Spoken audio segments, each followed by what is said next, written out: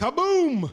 Welcome, everybody, back again for another episode. This is episode, what number is this? 17. We're making progress. And so to continue on our growth as a show, we actually have a guest for the first time in a long time.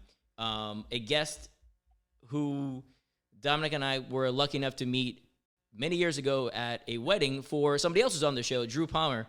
And it was his episode 6. Seven. Okay. 7. And we met Dr. Monique Bedasse at that time, and we honestly have not spoken since much. Not gonna lie to you. And then her and I spoke a couple weeks ago in regards to the podcast because she listened to Dominic's episode and found it interesting, both comedic and sad, and all of that in between. But so I'll give you a quick little background on who and why Dr. Bedasse is on with us, and then I'll have her chime in.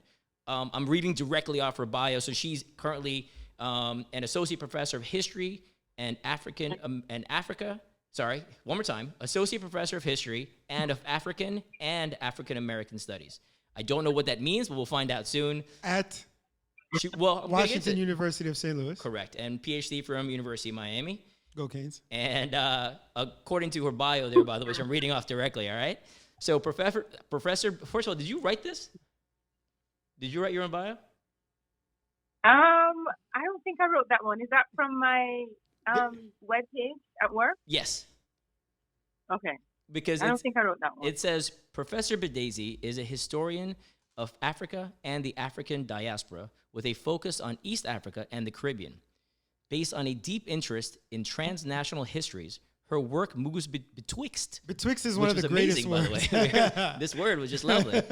Betwixt and between, both betwixt and between. So they're not synonyms. They're apparently two different things. Betwixt and between regions that have traditionally been calcified into separate fields of study. Her interests include the intellectual, political, and social history of decolonization, Black internationalism, and African diaspora politics. Hot damn. I don't even know what half those things are. She's also a renowned author. Yes, that's correct. Having penned the monograph, which I had to look up the meaning of. Jah Kingdom, Rastafarians, Tanzania, and Pan-Africanism in the Age of Decolonization. So yeah, so she's done a whole bunch more than Dominic and I ever have or will do, right? I mean, completely, right? That's how much stuff she's going on. It's crazy. So welcome, and thank you for the time. Thank you so much for having me. You're both crazy. I'm happy to be here. It's good to see you virtually, but to see you nonetheless. Oh, mate. Well, no, on the real, we had a chat a couple weeks ago. So literally, as I mentioned, we had not really spoken since the wedding. She's been very nice to actually listen to our podcast and our foolishness and heard Dominic's episode and actually reached out regarding that episode because it was, as I mentioned, troubling / comedic, not for the situation, but the way we kind of discussed it. And, and it led to us having a conversation about all of this and a lot of her background. And so I wanted to kind of start there is, what is your background? I.e., like your last name, Bedasse, where does that come from? Let's start there. What is the etymology?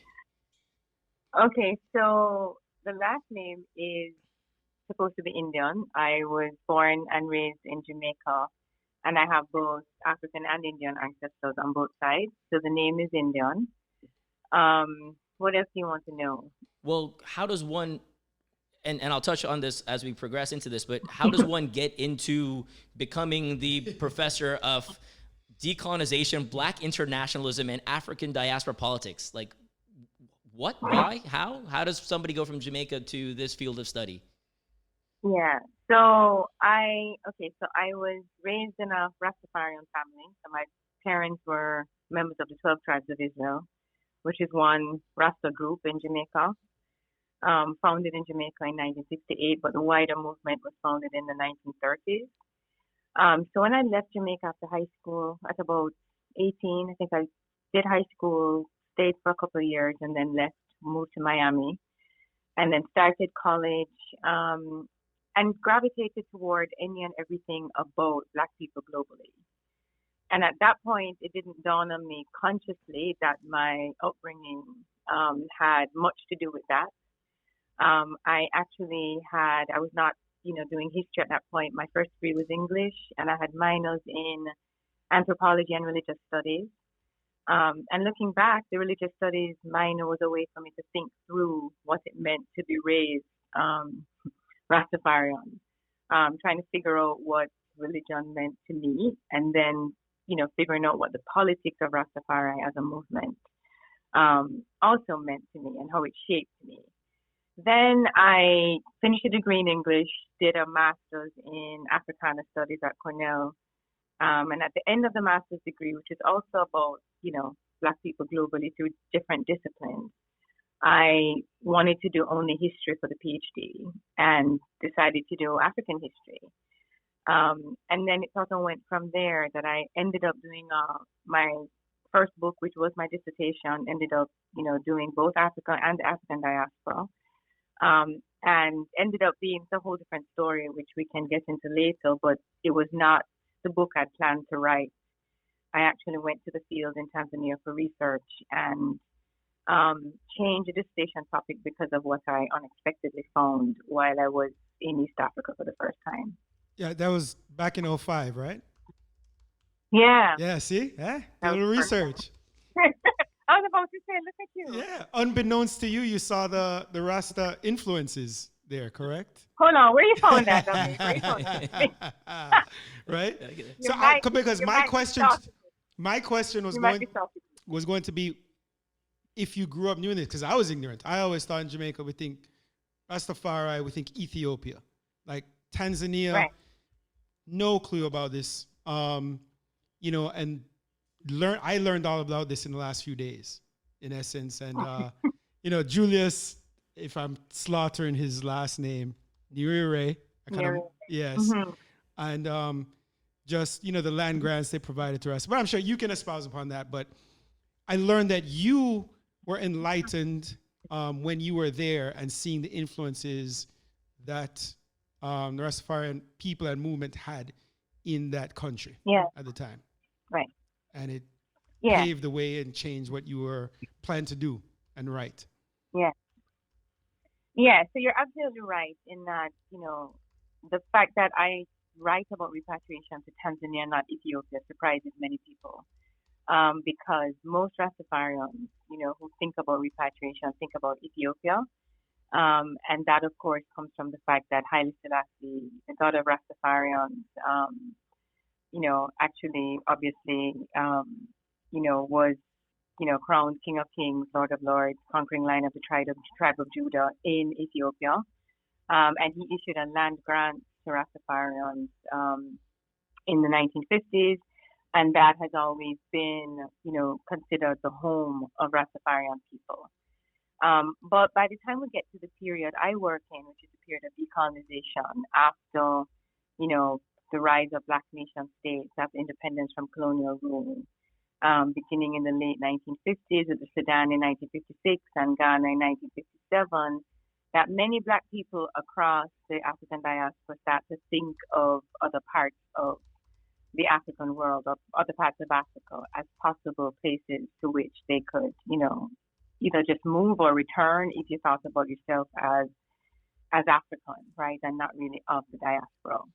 And that was really enhanced by the fact that leaders like Kwame Nkrumah and Julius Nyerere started to welcome, were Pan-Africanists in their outlook and started to welcome, diasporic Africans to, help to sort of build post-colonial African nation states. So I went to Tanzania as a PhD student for the first time in 2005.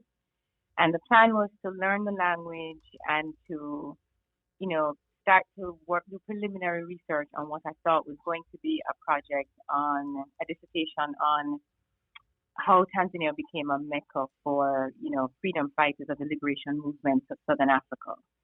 But when I got there, Dominique, I noticed signs of Rastafari everywhere, on the buses, in the artwork, red, gold, and green all over, images of Bob Marley all over. And I started to talk to people about it. The first person I spoke to was in a market. A man who identified as a Rasta man, Tanzanian Rasta man, selling all kinds of red, gold, and green items, artwork, um, clothing, all sorts of things. And what I learned is that they were very eager to declare Rastafari as a serious philosophy. People wanted to talk to me and they wanted me to know that they were not just smoking weed or listening to Bob Marley, that they were serious Rasta by faith. And I was really intrigued by this desire to actually reconnect with what they refer to as a traditional Africa through Rastafari, a sort of diasporic invention, right? And it went from there. Eventually, a Rasta woman told me there was a Jamaican Rasta man there. If I wanted to learn about Rastafari in Tanzania, that I needed to talk to him. And I, looked for him, got his number, tracked him down, went to his house. And that is where my sort of personal biography, having been raised in a Rastafarian household, really came into play because he trusted me immediately, actually knew my stepfather.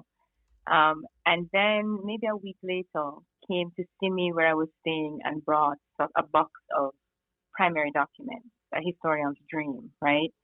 And that is when I started to figure out that there was this history of Jamaican Rastafarians who repatriated to Tanzania. And I knew in that moment that I had to change my project and write about this instead. It's wild. I mean, it is wild. It is. And what did you learn about with that repatriation movement? Because at the time you mentioned decolonization. I'm sorry, did you say repatriation again? Yeah. Bridget, it's not how you. Well, how do you say it, doctor? She's educated and her dialect is different. You've been saying patriot and everything forever. Now it's patriot. Never said. Bridget, oh, you said patriot. I've never said patriot. That's my point. She doesn't say patriot. I don't know. Do you? No, she's a patriot. I thought he said repatriation. Yeah, it's fine. So, leave them alone. Right. Exactly. Well, sorry. I was on this. Finish your question. Certainly. So, but during that time, you mentioned decolonization. But at that time, the 50s and 60s, there were certain African nations that were still in the heart of colonization, correct? That had not gained their independence. So that must have created a unique atmosphere, not just worldwide, but on the continent as well. Because you mentioned Tanzania, with their independence and wanting to embrace Pan-Africanism, but you still have distinct borders and non-black powers that I can't imagine the struggles in creating this utopia then and still now. Yeah, so I mean that's a really important point because Pan-Africanism, of course, had been alive and well before independence. And one of the arguments I'm making in the book is that it continues to thrive after independence. And one of the main reasons or important context for this is that even though, about 17 African nations gained independence in 1960, and then of course Caribbean people begin to gain independence from colonial rule during the same period, is that there are many places that remain under the yoke of colonial rule. And so you have, Southern Africa, you have, Southern Rhodesia, which is now Zimbabwe, Namibia, you have the Portuguese colonies, Guinea-Bissau, that don't gain independence. In the case of the Portuguese colonies until the mid-70s, then you have Zimbabwe in 1980, and then you have other parts of Southern Africa moving all the way into the 1990s, right? And so these leaders, Pan-Africanists, and others, including Rastafarians, are really not only thinking about but engaged in activism around or through, Pan-Africanism, where they're saying, okay, some of us have gained independence, but we care about those who have not. And in some places, the struggle makes this transition to armed struggle. And so I was interested in those, liberation movements, Free Limo, the PAIGC, the ANC, the PAC, people who decide to turn to armed struggle to try to fight the Portuguese or try to fight South Africa in order to gain independence. And Tanzania becomes a rare base for that type of activism. So the repatriation is happening within the context of all of that, where Africans are really engaged in an anti-colonial struggle in a time that was supposed to be a post-colonial time, while also dealing with the realities of, you know, the way in which, you know, America rises, you know, and becomes this sort of bastion of capitalism, and through the IMF and the World Bank, sort of trying to, you know, curtail the real independence and sovereignty for newly independent Black nations. And so it's a really complex period, right? And so this story that seems like a kind of small micro history of a group that was really marginalized in Jamaica, a group of people, Rastafarian people who have this dream, you know, who declare themselves to be African and not Jamaican, who have this, what appears to be this elusive dream of being accepted as returning Africans. And they get an African state and an African leader to actually validate that, and say, yes, you're Africans, and use the language of return as opposed to migration. And then give them not only residency, but the option for citizenship and then land. So it is this amazing story of what this group accomplishes, group of people, what they accomplish, but it's also tied to larger, much more complicated histories of what's happening in the world, you know, during this shift from, you know, colony to, you know, a post-colonial world. Yo. No, I'm listening. No, because I'm like, no, because it starts obviously with religion as the base, but then it kind of moves over into a nationalism aspect, I guess, which is much of what reading for your bio, that those things are interlinked. And as a non-religious person myself, that's why I'm you see things like this. I mean, throughout the Middle East, you see things like this in general, where religion is the driving force behind nationalism in many scenarios. Like they're kind of interchangeable.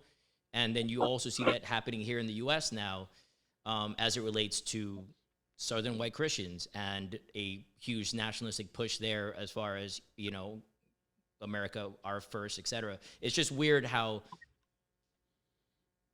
I guess, religion is the backbone for a lot of these things across the board, I guess, with finding either, whatchamacallit, a comfort in a like-minded group, or finding a home in that situation before you find a home in a country / actual home. Like, I guess religion is the first comfort zone before people make many of these decision steps or even open their mind, which is weird for me as somebody who's not religious, I guess. But I think with this, it's you know what I'm saying? Like, with this scenario, I think it kind of goes deeper than nationalism, though, because it's a marginalized group, meaning Rastas in Jamaica, historically marginalized group, that is desirous of a return to the homeland, but also closing to the embodiment of God, in essence, Jah, and just whether it's Tanzania, whether it's Ethiopia, it's Africa. So as opposed to nationalism, I don't know what the term would be if you throw out continentalism or just home is something of that extent. But you mentioned America. You mentioned from their vantage point, seeing, you know, America grow on the capitalistic side. Want to get your thoughts on, are you familiar with the ADOS movement, American Descendants of Slavery? And which are the Black Americans that aren't necessarily about that Pan-Africanism life or movement, where they see a distinction between their history and the rest of the African diaspora. And in fact, there is some conflict amongst them in terms of Black immigrants into the U.S. and what they perceive as the Black immigrants having certain advantages that they don't have.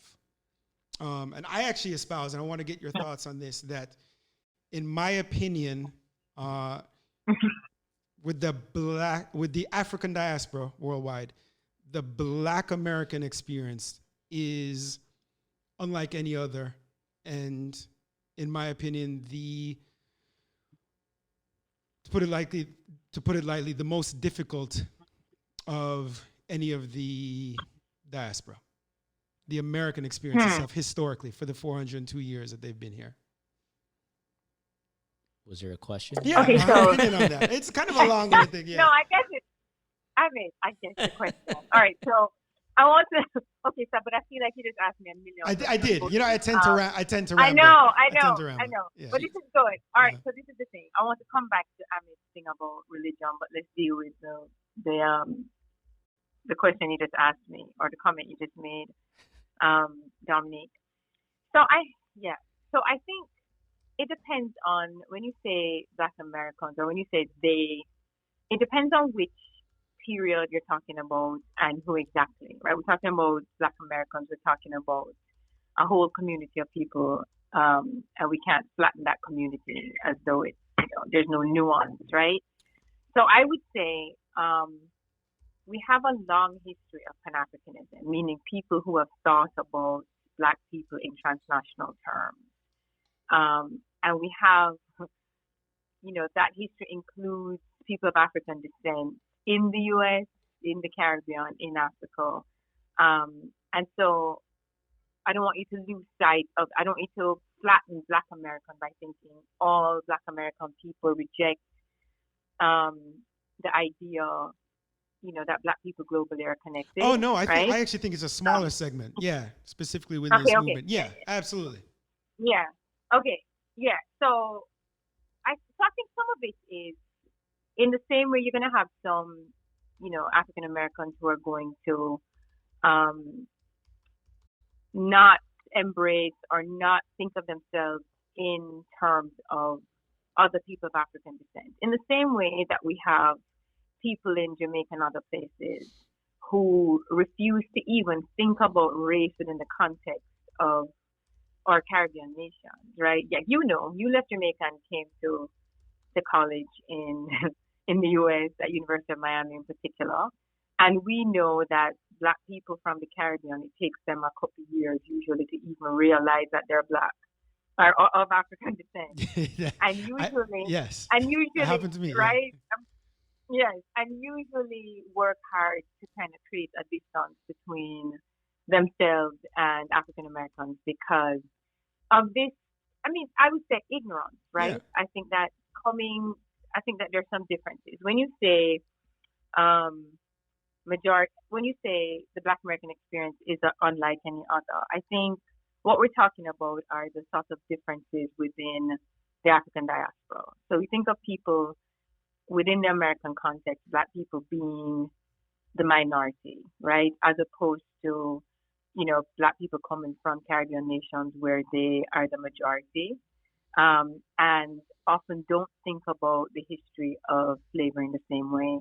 And I think there are, real sort of historic realities that make for these misunderstandings and make for these really kind of ignorant assumptions that we often 100%. make within.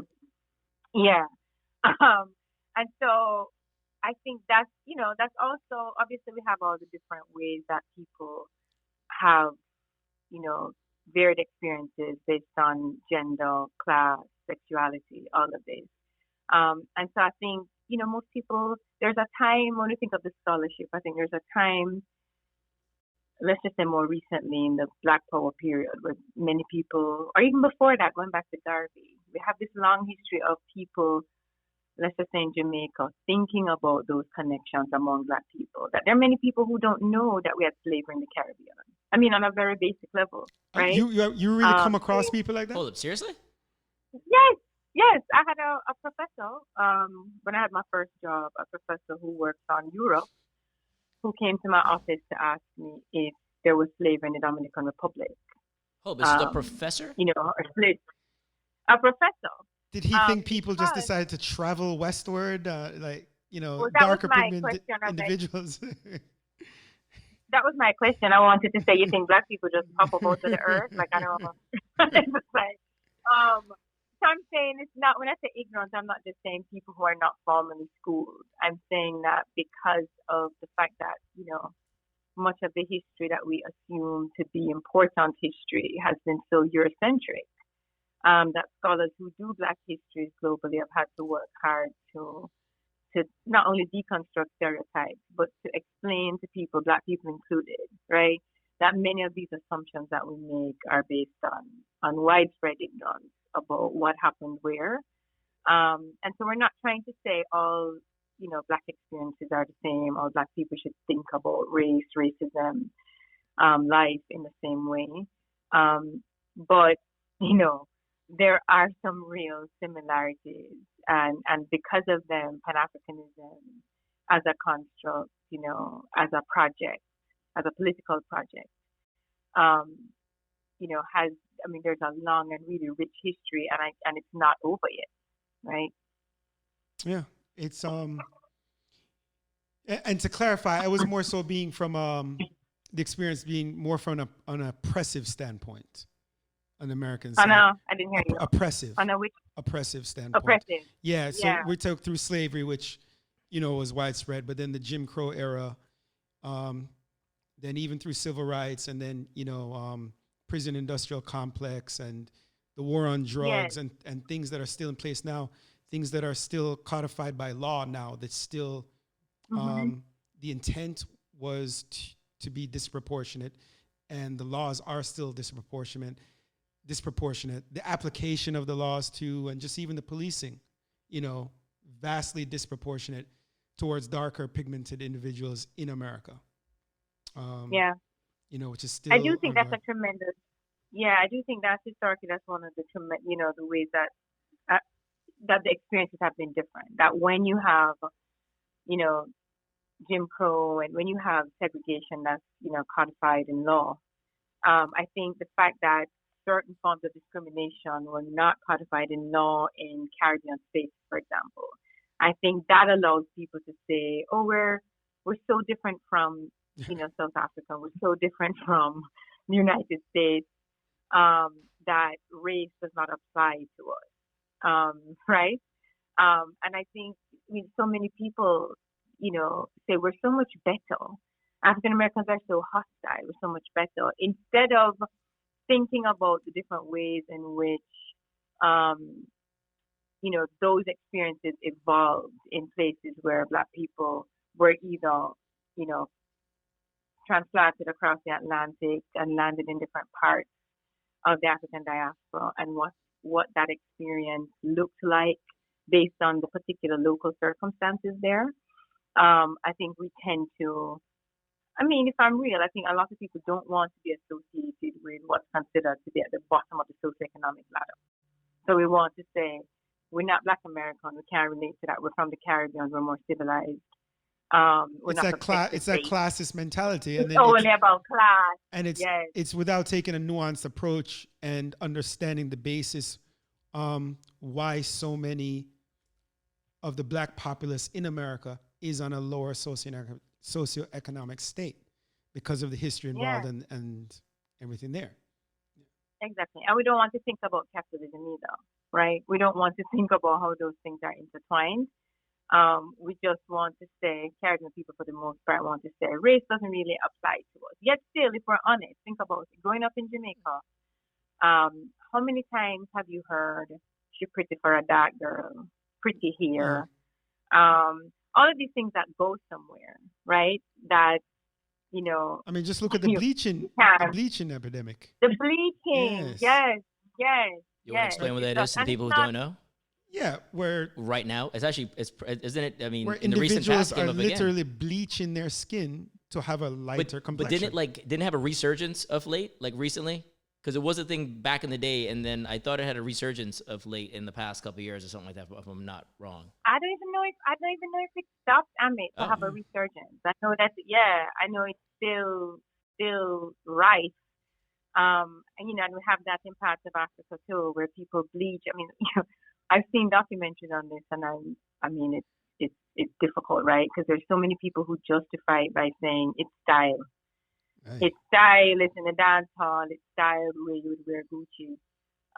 You just bleach your skin because it's in, which to me is foolishness, right? It's like there is a real context, a real history that tells people that lighter skin is more attractive, is more beautiful, is more desirable. We have, and people may not be aware of, the realities of life in the 50s where Black people couldn't go to hotels in Jamaica, in a Black country, or even just the reality of Rastafarians,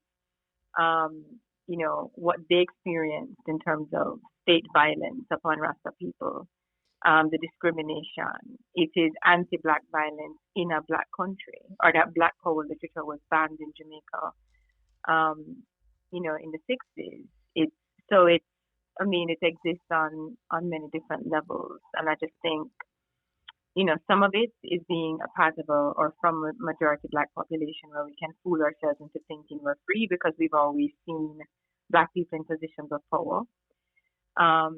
But we need to think about it in different terms and in a way that's more sort of informed by the history.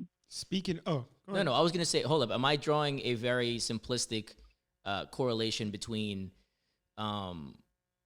the oppression of Rasta people in Jamaica back in the day, and then the adoption of Rasta culture as it relates to music, tourism, et cetera, et cetera, et cetera. So there's a place for this. We can profit off this. We can use capitalism.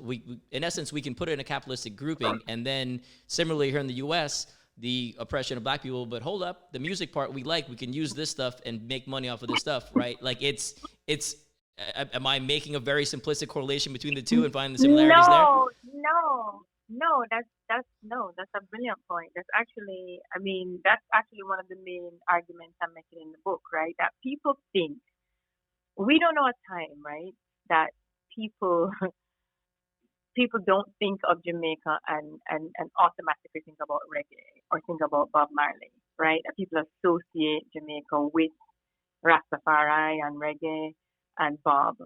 And one of the main reasons I wrote, the book, the way I decided to organize the book, is because this annoys me. Like, there's a way that, the government of, and it's not just, when I say the government, like these sort of these expressions that come out of our tied to black radicalism become sanitized and are appropriated by the same institutions, states, elite people who discriminate against the people who produce these things, right?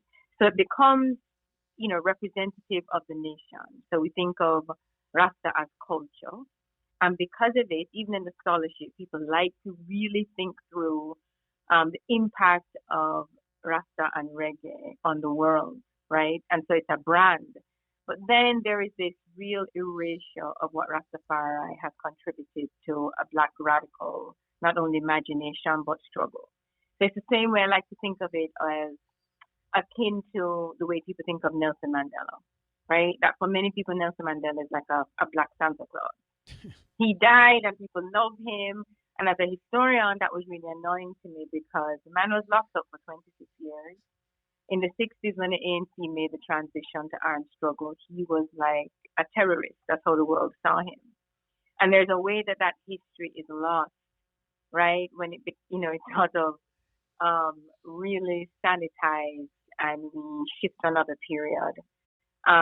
So I wanted to put Rasta back in, not only focus on how Rasta people themselves have thought about what Rasta means and have been connected to black radicalism, but when we focus on how other people have embraced Rastafari culture, we are really not focusing on Rastafari and what it means to Rasta people, but we're focusing on how people from all walks of life have embraced what these people have produced. And that's okay. That's an important history. Culture is important, but not to the detriment of the real political project, to which this particular culture was connected. It's interesting you mentioned the sanitization of it. I would say it's also similar to MLK. The way people embrace him now in the U.S. when he was public enemy number one, officially by the government and by the populace of a significant portion of the country. And now people say, for example, if there's a police riot, and then you'll have people say, well, why can't you guys just do, MLK would never do this, without really understanding his beliefs and his thoughts. They just think, I have a dream, without understanding the full context of the speech or his beliefs on the macro level, or his notorious Right. letter from a Birmingham jail, just reading into that and what he thought. It's just Right. picturing Right. MLK was Absolutely. just kumbaya, everybody, sing and things will be better. I have a dream. Yeah. Everybody has a dream. Yep. Exactly. Yeah, excellent point. I mean, yeah, it's the same thing. That now he belongs to everybody, and nobody reads about the more radical king or talks about it, right? And so it, in a way, it goes mainstream, and we lose sight of the fact that he, started to have a really radical, critique of, what capitalism wrought, right? So moving to talk about the poor, for example. And so it's exactly the same thing. That's when we sanitize the histories of these figures and movements like Rastafari, we lose a lot in terms of Black history, and in terms of the fact, Dominique, back to your earlier point, when you went through the sort of historiography of the African American experience, is that the struggle continues. Yes. Right? So when people sanitize these histories and make these claims on Martin Luther King and these claims on Mandela and claims on Rastafari, one of the things they're actually trying to do is to say that was then, we embrace this person now because, that's over. And now we're in this harmonious society and we get it because Martin Luther King said so. And lose sight of the fact that the struggle continues. We have to remain studious, and the struggle evolves and takes, shape in a way that represents the particular historical moment we're in. But the struggle continues. I'm not gonna lie to you. You guys are talking about stuff that's of interest, but I am well below my educational level to truly add value.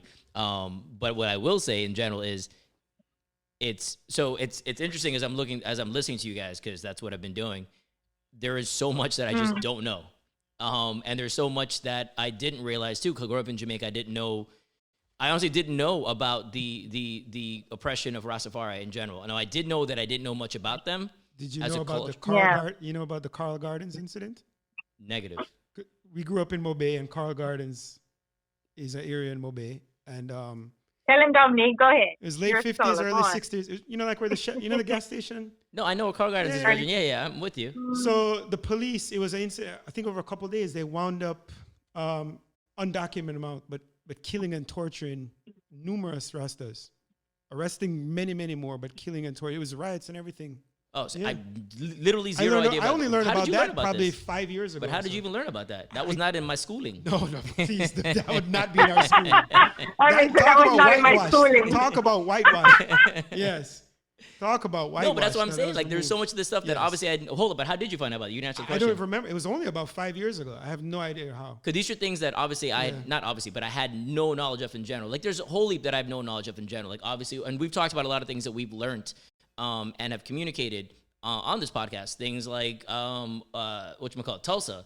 Things like, all the stuff that have been whitewashed throughout. And I'm using that phrase and in some situations is blackwashed. But appropriate. I mean, in Jamaica too. In Jamaica now, was that whitewashing in the 50s? I guess it was still Was British. it pre-60? Was it pre-independence, or when this? It was after independence. after, Which is what okay. made See? that. Oh, Yeah, nice. yeah. But it's still that colonial mentality, right? Which is been Absolutely. pervasive. Which, I mean, it's still kind of there today, sadly, in terms of Yeah, and I mean, many- back to Amin's point about education, right? Is that think we have a majority Black population, but let's just say I did Black studies, a master's in Black studies, Africana studies, and then I work on African diaspora.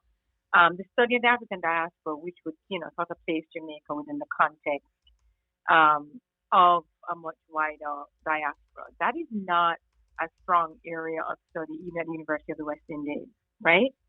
And so, we have to fight to get, Black history in our curriculum, even in high school in a Caribbean context. And that struggle is ongoing, right? So, in that way, we're similar in terms of decolonizing the curriculum here in the U.S., but also in the Caribbean, where I think people imagine that a majority Black population, with Black teachers, that we would teach about Garvey, or that we have been doing that for a really long time. I know that took work to get rid of a really sort of colonial curriculum across the island and across the Caribbean more broadly. That has had to be a deliberate effort, right? No doubt. So what does Yeah. Rasta repatriation look like today? Brethren, so the words probably Repatriation. What does that look like in 2021? This guy. Man. But here's the thing. This is us every single day. It just never ends. I know. We'll be in wheelchairs and the canes and still doing this. Like, why your cane said so? I mean, yeah, it is the language and grammar police. Yeah, exactly. Like every word. And, yes. I mean, betwixt you and I. I think I always tell people I'm a historian, so when you ask me questions about right now and future, I don't know. But repatriation remains a dream for many Rasta people, right? There's some, who think about return as a sort of psychological and intellectual sort of project, and are, okay, staying in Jamaica or the parts of the diaspora.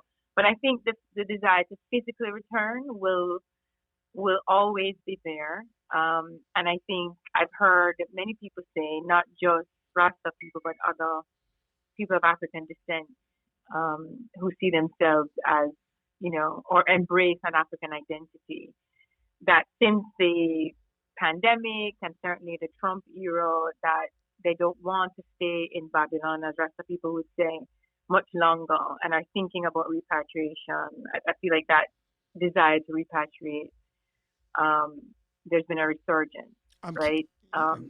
Yeah. I'm curious, which I've been reading about the past couple of years, just a growing, probably small movement towards Ghana.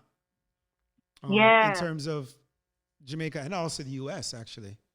And Ghana under Nkrumah after independence, like Tanzania, Nkrumah really welcomed people from the diaspora to go to Ghana. Many people, moved to Ghana, lived in Ghana. From scholars like Du Bois, and many people passed through Ghana, Caribbean people included. And they recently had their year of return. I think there will always be energy around, Black people repatriating to Africa. I don't think that's going anywhere. All right, so hold up. We've okay. So now because now I know we're taking a lot of time. Are you done typing aggressively that the next door neighbor can hear you go? It's all right. There's a couple things. Is he taking notes? I have no idea. Just beating the laptop. You done? Yeah, I'm like, hold up, damn it! Who's the people in the courtroom that did this stuff? The stenographer. Yeah, that's what I thought was one of those. One thing I wanted to mention on the religious front, right? So I heard about this on a podcast last week. Yes. Is we have, and I don't know what it is in Jamaica and other places, but we have, and I should know, but I don't. So in the U.S., we have this quote unquote freedom of religion, right? Which is the whole thing where wherever you come from, you can be religiously free and not have any issues. And then along with that, we have no religion in public schools, right? If that's which some senators are trying to change right now, which I find very comedic. But either way, and then so that's kind of thing where you can be free and embrace whichever religion you subscribe to, as long as it falls within the moral guidelines of the Christian religion, i.e., you can't do things like Haiti, so certain voodoo and stuff like that don't qualify and classify as an appropriate religion. So there's still guidelines between what religions do work, but technically free from religion. And in Europe, specifically France, actually, they have the clause is different where it's freedom from religion. And the point there was, if you don't impose it on me, I want to impose it on you, and we can all live kumbaya, happy lives together, which, and it's much like in the middle, in I think Dubai as well, where, if a shirt is offensive to anybody, then you can't wear that shirt, so nobody's offended. It's like the greater good across the board. But with the freedom from religion aspect, you have problems with that because people from certain parts of the world wear certain garb because that's part of their general religion across the board, like, if you're a burqa, exactly, things like that. So how do you how are you free? How would I not impose that on you? You know what I'm saying? And so that's causing an issue, because literally like having a cross on your neck, apparently from what I was hearing, you would put that in your shirt, no harm, no foul. Right? That was it was in schools. Like that's the way it was. Wait, are you saying that's the way it should be interpreted, or that's hypocrisy? I can't wear my cross out in France if I had a cross? No, it's not. Okay, so it's not, you can't, it's not walking through the streets, you can't do this. It's a matter of like in educational situations and whatever. So you went to public school, for example, right? Yeah. This is the way I heard in the podcast. Crystal, if you're listening, you can tell me if it's right or wrong, because that's my only French associate here. So the example that was given was if you wore a cross in school, for example, and somebody else found it offensive, or to make sure that nobody had any issues, it would just say, hey, just tuck in your shirt. If you had a cross, if you had whatever, if you had the Star of David, just put it in your shirt. No, everybody's good to go, right? That was the thing. This way, I'm not telling you what to believe. I don't care. Vice versa. We're happy. And then it became a situation where I was like, how do I put the burqa away? Like I can't do anything with that. You see what I'm saying? So now it's like, okay, well then if they can do it, how come I can't do it? And now that whole thing is coming out. So the freedom from religion that was supposed to create this lovely utopian situation where everybody lives blissfully in ignorance about whoever and whatever you subscribe to, it doesn't really work. And the freedom of religion that we have in the U.S. doesn't work either, because there's still one overarching religion that governs this country, which is Christianity. So there is no technical freedom from et cetera, of religion that I've yet to see, is my point. And and as a non-religious person, I find it very comical. That was a statement. Well,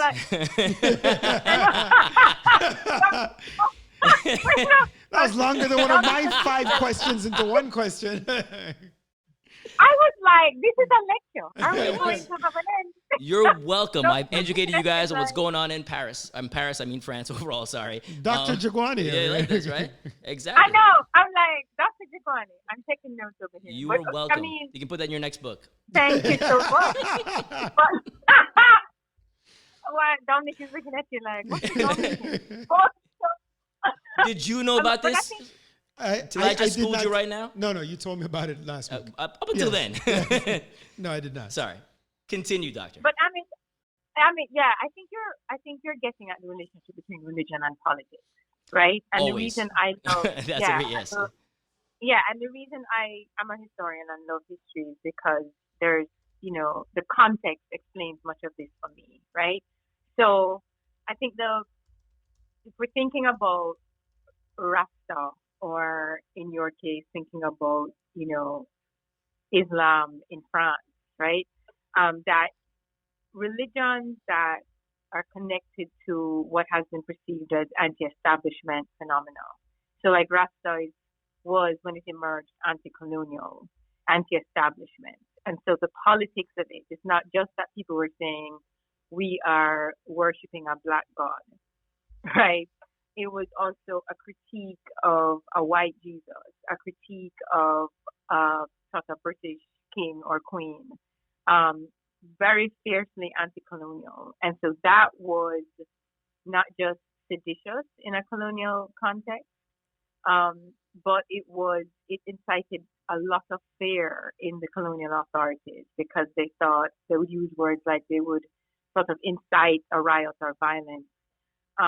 They could not control a black population, right, when these types of ideas were allowed to flourish. And so I think when I think of France, I think of the context of French colonialism. I think of the presence I think of the Algerian War, right? And in many ways, we can look back at the Algerian War for independence from France. And we see Islam as a part of what was considered not French, right? So not a religion that sort of represented French Empire. And so now it is a very sort of complicated process of figuring out, can people be black and French? Can you be not Christian and French? Can you be a part of the French nation? And I think those are problems or issues that we grapple with even within the context of majority black populations or black nations, right? That Jamaican people love Jesus. You all know this. We have so many churches per capita. The most in the world. In the world. And bars. Many of us have still have pictures of, I think they certainly our grandparents' generation, they have a white Jesus and maybe even the Queen in their homes. And so we have this history of radicalism of people like, of Garvey and Rasta, and people who think about, nurturing an African-centered view of the world. At the same time, that we've always had this very sort of conservative, pro-colonial, um, love white Jesus, love the Queen. That's always been represented in the Jamaican context. So I think there's no way to think about which religions, fall under this great scrutiny without the historical context. And in the same way, I mean, you mentioned voodoo, and even in the case Santeria, I don't know if you remember, there was a case in Miami when it comes to Santeria and animal sacrifice. Yeah, It's normally regulation. right, Yeah. and they act exactly. And so that anything that is really not considered mainstream, and we know what mainstream is in the American context, then they fall under much harsher scrutiny. But that's not separate from race, right? Politics. That's not separate from the fact that Rasta, comes out of a history of slavery, colonialism. Those are the conditions that created. Voodoo comes out of the fact that Africans were forcibly transplanted across the Atlantic to what's now Haiti. And so very much connected to that history that, we can't lose sight of that when we're thinking through what's happening in these places now as it pertains to religion. So we've been speaking for almost an hour. And so now what I'm going to transition it, and I'm going to make it a little lighthearted. In essence, ask you a couple questions about you. Oh wait, before the lightheartedness, Okay. because I had Man, Dom always want to get deep. How long have you been a professor at Washu? Is it Washu? I've been at Washu, yeah. Get with the lingo, I bro. My bad, dude. Look at you, that is the lingo. I've been at WashU since 2013. I actually came here on a fellowship, a postdoc, and then they hired me in 2015, and then I got tenure just almost 2 years ago. So it's been I've been here in St. Louis for about 7 years, almost 7 years. 7 years. So with your tenure, you can do anything you want, right? Within reason. No, so here's where the non-lighthearted aspect. So you were there during Ferguson, right, and Mike Brown. I was. Because what? That's I was here. It's Ferguson's like a suburb, right? Just outside, right by, or. So it is wild, right? So Ferguson is in another part of St. Louis, but it's like by car it's probably like 15 or 20 minutes from where the university is. But St. Louis is so segregated that it's, even when we have students that come from Ferguson, it's like they're moving to another state, right? So it's like they've never really ventured over there. Yeah, because the university is considered, the area of the university is considered a wealthy suburb in St. Louis. And so that was wild when I just moved here. Like, we know Miami. I moved here. I lived in Florida for many years, as you know. And Florida is segregated in its own way, right? But St. Louis has its own thing going on. That's a whole other story. But venturing to Clayton, where the university is, for many people from places like Ferguson, it's like, it's a whole different world. It's a whole different world. Huh.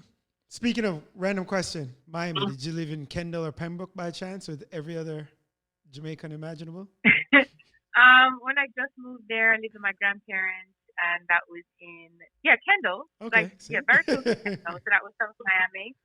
And then I moved to Fort Lauderdale to live with an aunt, and then I lived close to University of Miami, and then I lived in Weston.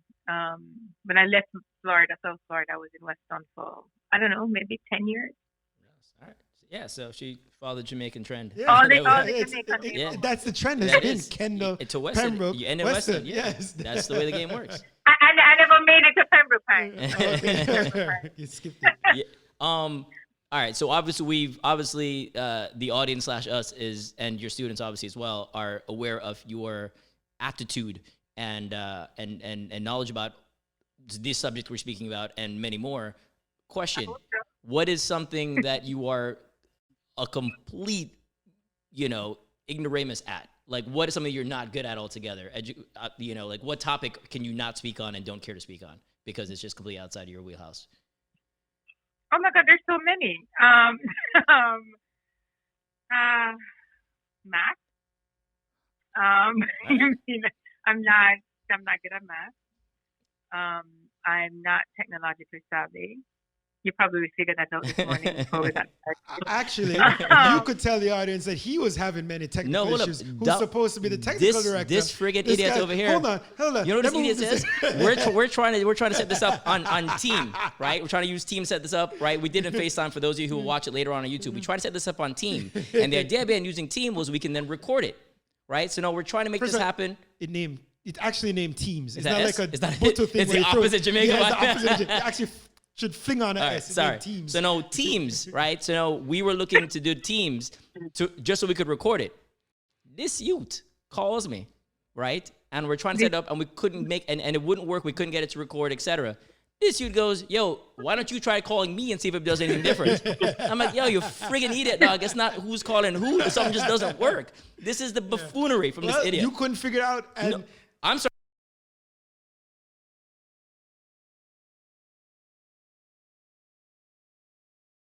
Lord have mercy. Yeah, so this is the buffoonery. keyword. Now, okay, what is your guilty pleasure on TV? Like, what is a garbage show that does not speak to your aptitude that you watch and enjoy? Like Dominic likes Lord. every housewife show is what Dominic loves. Okay, I hate the housewife shows. I hate them, but I do watch some buffoonery. Let me try to remember what's the most recent buffoonery. A couple of days ago, I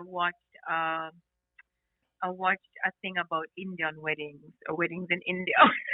Was that on Netflix? Because I was told to watch. No, I have not. Somebody told me to watch it, and I have not watched There's it. one on Bravo too about something like that. Yeah, I don't know.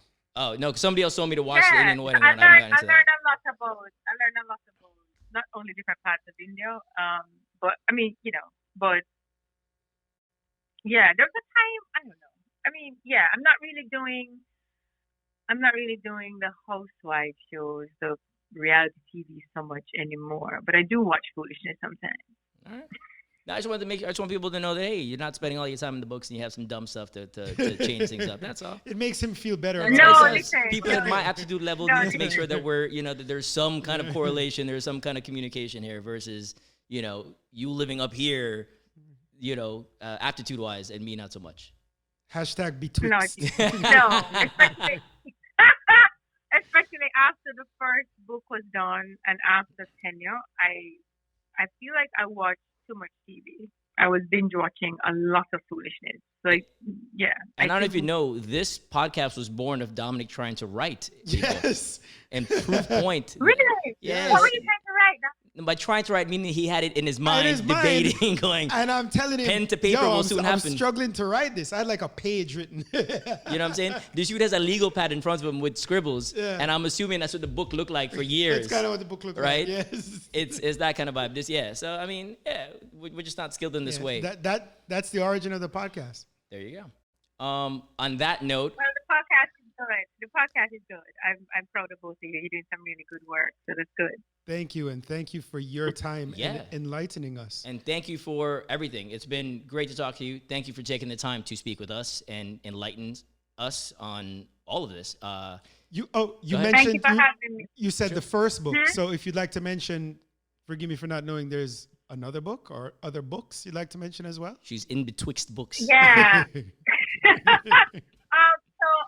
So there's a second book that I'm early stages. I don't need to get into all of that now. Okay. But the one that I'm thinking about more, I'm working on two. The second one is like I'm in talks with an editor about a memoir. We didn't get into that today, but it would be a memoir that focuses on my journey in terms of being raised Rasta, and taking a lot of it with me, but leaving some of it behind. The religion part, which we didn't get to come back to. Amit, sorry, maybe another podcast. All good. We'll make it happen. There'll be a part. we're definitely like a There'll part be a two. part two. Anyway. Sorry, Yeah, I don't know why I knew did you would that. say- I don't you know do it why I every did time. that. Yeah. You've been saying that for 20 years. Though, drop it. There was a movie, and that's where it came from. All right. Anyway, let her Sorry, finish. continue. Why you gotta ruin? Lord have mercy. No, anyway, so it would just really talk about why the fact that I do African history has led me to reject some parts of Rasta or to question certain things, but also really, really forced me to realize or recognize the great extent to which it has shaped me and the great respect I have for it, right? So that's what I'm working on now or thinking about now. All right. So for those of you who check out the first book, obviously, which Kingdom, there you go, Rastafarians, Tanzania, and Pan-Africanism available where all in books the are age sold. of decolonization. There you go. Available on the Amazons and every other place. So go check it out and support the cause. Dr. Bedasse, much appreciated. Thank you for the time. Why you say it with like a Z? I don't know why, Bridget. Bridget, no, you're gonna comment. Or a Z. Gonna criticize That's what you should have said. You You should have gonna done criticize that. that? That's it. No, that I support. That I support. I know, Dominic. That I support. Yeah. Dominic, that was very foreign minded. Mind you, I actually stopped saying Z. I think I was like 6 years old. Came up to Really? Yeah, I came up to my parents brought me to America to stay with their friends, and their kids and their friends heard me say Z And clown on and you. clowned me so bad that it scarred me. And ever since then, Lord. it was like childhood trauma. No, yeah, and it just So I you just went dropped back it. to Jamaica and said Z. Z. in I was Jamaica? saying Z from 6 or 7 years but old. Dominic didn't go to school like you and I probably did, amongst other Jamaicans. Dominic went to a prep school with many a foreigner. Lord and Jesus. a One of them spackling There were of- three foreigners. and a Yeah. spackling of Jamaicans throughout, right? Wait. Yeah, he So went to he was speaking standard English in school, only standard English in school. who, me? Dominique, which school Oh. was that? Well, I don't know. even at Cornell, we think of an English teacher. Remember how maybe you didn't have the same English teacher. Like if you spoke anything but the Queen's English in class, she lost it. I mean, Like that's also that colonized The crap. colonial. Yeah. Yes. I mean, color is Dominique, spelled which school you went to? COLOUR. Junior plus. Okay, I don't even know Mobile Life. I don't know why I'm asking. So is that like a expat type school? Like what, No, why- there was why- 2 or 3 I mean, people bothering there. you? No, It's- but here's the funny thing. Let me ask you this, Doctor. When you write, how are you spelling things? I.e., how do you spell color? Because my wife laughs at me and thinks that people think I probably don't know how to spell because I still use an S instead of a Z in like criticize or color or neighbor. I still spell the way I learned. And yeah, I think she's right. It's a that constant. many people probably Yeah. think, look at this jackass, doesn't know how to spell. Hold up, but it autocorrects for you. No. Where Not are you? autocorrect. That's how I spell. What are you writing that has any of this I don't involved? autocorrect it. What autocorrect? Nothing of my. You write autocorrect. notes and stuff. Letters. Who you writing to, dog? Hold on. What is he doing? Handwriting? What is that? That's what I'm saying. I'm saying, who's handwriting anything? What do you mean? I'm not handwriting. You What- just don't say you spell in color. Yes. Google's gonna tell you it's you, and what you're I gonna know. force Google to put the you in there now? Yes, I'm aware that Google. No, but I'm says in saying, are you America it's forcing old. it to put you in there? Is my point. Yes, it's not Google first of all, but I get your point. No, there's Google Word or whatever. I'm literally Google Docs. Go ahead. You can write in there and I'm create not a thing. typing a Word doc. I'm talking like in an email or a text. So when you type in email Microsoft and there's no U in color, you add the U and it has underlined squiggly red and you just run it same way. Which is what I said 60 seconds ago. Yes. You seriously want But to you know define what? the You situation? know what, Yes, Dominic? you. Lord Jesus, I mean, no, okay, so I think about it with every word still. I think if I'm writing an article or a book and I have to go through editors, obviously, then they're going to change everything to the American spelling. Mm-hmm. But it's something that I think about with every word that has that, like if it's color or all of those words that we use the British spelling. I still probably write it and then autocorrect changes it. So if you're writing a Or- colleague or a student, Mhm. you're going with the I American think version? If I use the American version, I still think about it and feel like it's not me. But then I also have this internal dialogue where I think, are people going to Americans who don't understand that I'm not from here going to think I can't spell? Yeah, They're gonna that's think, what my I wife don't says. know that it's wrong. But then Yeah. here's why I am caught betwixt the two options. What is betwixt and You between? know what? I can't. Right? Is I'm Don't embracing. mock me. No, I love it. I'm gonna use it. If I get a tattoo, it's a betwixt, right? It bothers me that I'm so ardent and stuck on the colonial spelling of this that we were taught, right? I almost feel like I'm being hypocritical and should embrace the radical side. Yeah, This is a throwing that out there. post-colonial condition. Yes. This is a condition, right? We always Yeah. mess up on thinking about it. That's so true because whether we did the American or the British spelling, it's like, what is there to defend? Really, nothing. Yes, the only thing we should defend is our Jamaican nation language. So Which yeah, you're absolutely right about that. for me is just lesser of two evils. If the autocorrect corrects it, I'm good. But if but again, and I'm not right. I don't think I've handwritten anything. Who's handwriting anything? It's just, I mean, I'm handwriting my notes, but besides, I mean, it just find it funny that you're forcing the issue when it does it for feather you. and ink. And, Bridget, yeah, that's what you're doing. Like, I can see you in your office with with the felt pen and going through this. Like, it doesn't make any sense to me. Writing on parchment. Like, I don't know what you're doing, dog. Writing on parchment. You know what I'm saying? And what does your sweatshirt say? Part unicorn, part what? No, that's it. Oh, That's part it. It's just part unicorn. And the other part is what? Amazing. Oh. oh dear God. I'm just gonna let that slide. Okay. All right. Okay. Right. Well, I teach the children in 15 minutes, so I have All right. to. Oh, thank you yeah. very much. Go Thank you. at the children. Thank you for having me. children. This is fun. Oh, this is I amazing. shouldn't say children. College people are not children. Tomato. Thank you. Enjoy the rest of your day. Stay warm in St. Louis. Continue to educate everybody. For those of you who are listening, please go support the book. Again, available on all the mediums. We'll have links to it, etc., so you can go check it out. Thank you again, Doctor. Everyone, remember, Thank justice you. over order. Be better. Have a good one, everybody.